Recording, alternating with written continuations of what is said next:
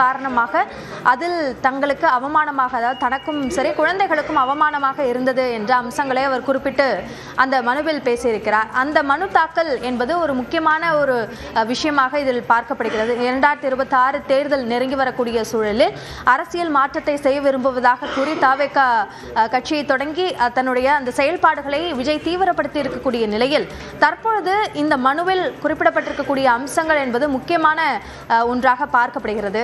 அதில் குறிப்பாக பொது நிகழ்வுகளில் ஒன்றாக அவர்கள் கலந்து கொள்வது, அதாவது விஜயும் நடிகையும் கலந்து கொள்வது, அதே போன்று வெளிநாடுகளுக்கு பயணிப்பது, அது தொடர்பான புகைப்படங்களை அந்த குறிப்பிட்ட நடிகை சமூக வலைதளங்களில் பகிர்வது என்று தொடர்ந்து நடைபெற்று வந்தது.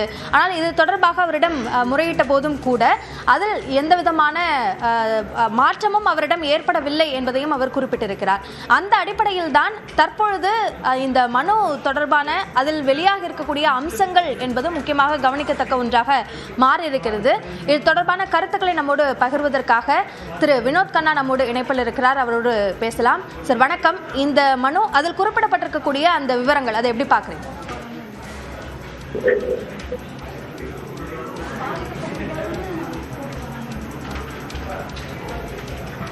திரு வினோத் கண்ணா நான் பேசுறது உங்களுக்கு கேட்குதுன்னு நினைக்கிறேன். இந்த மனுவில் விஜய் குறித்த பல்வேறு குற்றச்சாட்டுகளை அவருடைய மனைவி முன் வச்சிருக்காங்க. அதை எப்படி பாக்குறீங்க?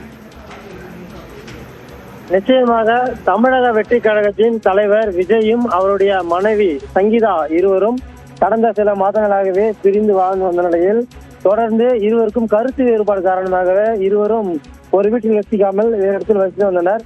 கடந்த சில மாதங்களுக்கு முன்பாகவே வெளிநாட்டிலிருந்து அவர் தமிழகத்திற்கு வந்து இந்த நீலாங்கரையில் உள்ள வீட்டில் வசித்து வந்தார். இந்த நிலையில் இருவருக்கும் ஏற்பட்ட கருத்து வேறுபாடு காரணமாக செங்கல்பட்டு மாவட்ட நீதிமன்றத்தில் சங்கீதா தரப்பில் அவருடைய கணவர் விஜயிடமிருந்து விவாகரத்து வேண்டும் என்ற ஒரு மனுவை தாக்கல் செய்துள்ளனர். இந்த சம்பவம் ஒரு பரபரப்பை ஏற்படுத்தியுள்ளது. இது போன்று சினிமா உள்ள எவ்வளவு பிரபலங்கள் இது போன்ற விவாகரத்தை பெற்ற நிலையில் சங்கீதா மற்றும் இந்த தமிழக வெற்றி கழகத்தின் தலைவர் விஜய் இருவருக்கும் விவாகரத்து வேண்டி அவரது மனைவியே தானாக முன்வந்துள்ளார். இப்போ இது தொடர்பான நகர்வுகள் ஏதேனும் அந்த பகுதியில் ஏற்படுவதற்கு வாய்ப்பு இருக்கா? இப்போ இந்த தற்போது சங்கீதா அவர் எங்கு வசிக்கிறார், அது தொடர்பான தகவல்கள் ஏதேனும் வெளியாக இருக்கா? நிச்சயமாக கடந்த சில மாதங்களுக்கு முன்பு நீலாங்கரையில் உள்ள விஜயின் வீட்டில் தான் அவர் வசித்து வந்தார். தற்போது சில நாட்களாகவே அந்த வீட்டில் இல்லாமல் அவர் வேறு ஒரு இடத்தில் வசித்து வந்ததாக கூறப்படுகிறது. இந்த நிலையில் இருவருக்கும் கருத்து வேறுபாடு கடந்த பல வருடங்களாகவே கருத்து வேறுபாடு தொடர்ந்து வந்த நிலையில் தான் ஒருவராக முடிவெடுத்து இந்த விவகாரத்தை கோரி இந்த வழக்கு தொடர்ந்துள்ளார். அது மட்டும் சங்கீதா தரப்பில் அவருடைய வழக்கறிஞர் சார்பில் அவர்கள் சென்றுதான் அந்த மனுவை கொடுத்துள்ளனர். விவகாரத்தை வேண்டி சங்கீதா தரப்பில் அவருடைய வழக்கறிஞர்கள் செங்கல்பட்டு நீதிமன்றத்தை நாடியுள்ளனர். தொடர்ந்து இருவருக்கும் ஏற்பட்ட கருத்து வேறுபாடு சமூக வலைதளங்களை நாம் பார்த்திருக்கலாம். சங்கீதாவும் விஜயும் பிரிந்திருக்கிறார்கள், கருத்து வேறுபாடு ஏற்பட்டுள்ளது. விவாகரத்து இருவருக்கும் விரைவில் நடைபெறும் என்றெல்லாம் சமூக வலைதளங்களில் பரவலாக பேசப்பட்டு வந்தது. இது தற்போது உண்மையாகி உள்ளது. வினோத், இப்போ இந்த மனு தாக்கல் என்பது ஒரு முக்கியமான விஷயமாக பார்க்கப்படுகிறது. இப்போ தேர்தலை சந்திக்கக்கூடிய விஜய் மீதான அவருடைய மனைவியின் இந்த குற்றச்சாட்டுகள் தாக்கத்தை ஏற்படுத்துமா? நிச்சயமாக தமிழக அரசியல் வரலாற்றில் புதிதாக கட்சி துவங்கி அந்த கட்சியின் தலைவராக உள்ள நடிகர் விஜய் மிகவும் பரபரப்பான சூழலில் மக்களிடையே பேசப்பட்டு வருகிறது.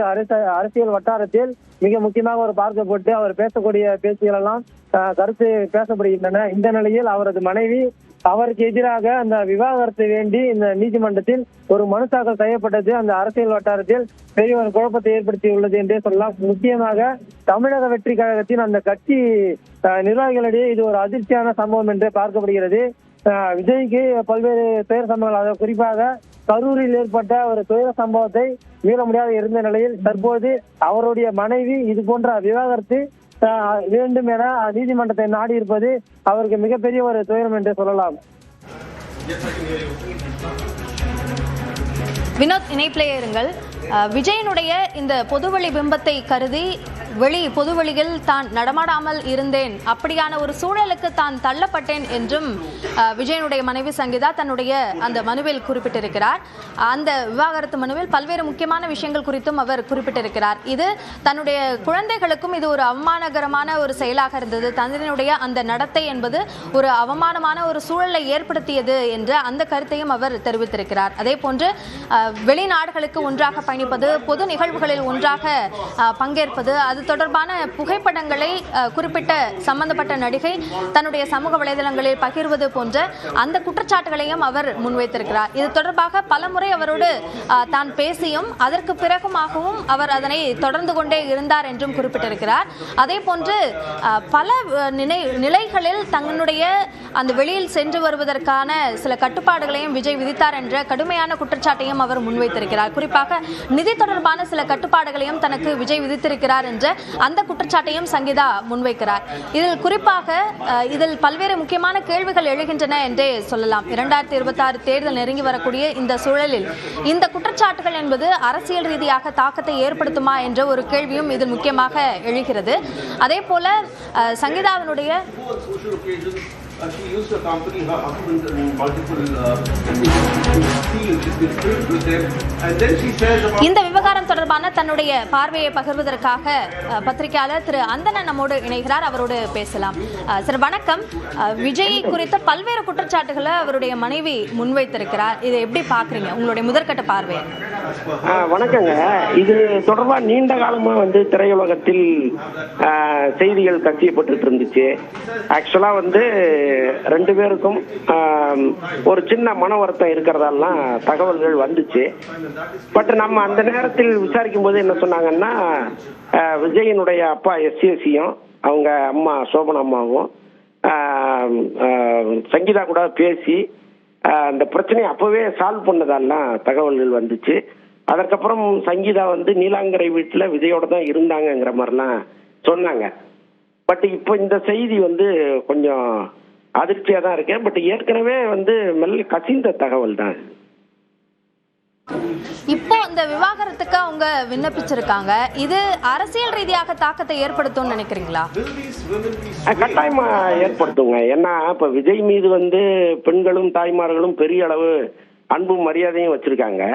இந்த நேரத்தில் அவர் மனைவியோடு இல்ல வேறொரு நடிகையோடு அவர் உறவில் இருந்தாருன்னா அவங்க குற்றம் சாட்டும் பொழுது கட்டாயமா அது ஒரு தாக்கத்தை ஏற்படுத்தும். அதற்கு விஜய் என்ன செய்ய போறாருன்னு தெரியல, அவர் தரப்புல இருந்து என்ன பதில் வரப்போகுதுன்னு தெரியல. பட் அரசியல் ரீதியா அவருக்கு இது ஒரு பின்னடைவு தான்.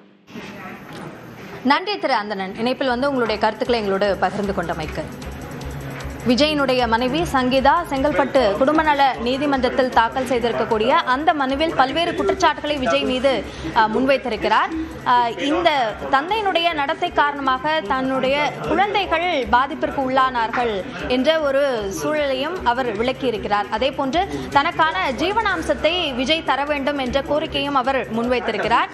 அதே போல இந்த விவகாரம் தொடர்பாக நடிகை தரப்பில் தங்களுக்கு அழுத்தம் கொடுக்கப்படும் பட்சத்தில் அவருடைய பெயரை வெளியிட வேண்டியிருக்கும் என்ற அந்த விஷயத்தையும் தன்னுடைய இந்த மனுவில் அவர் குறிப்பிட்டிருக்கிறார் என்பதை முக்கியமாக நாம் கவனிக்க வேண்டியிருக்கிறது.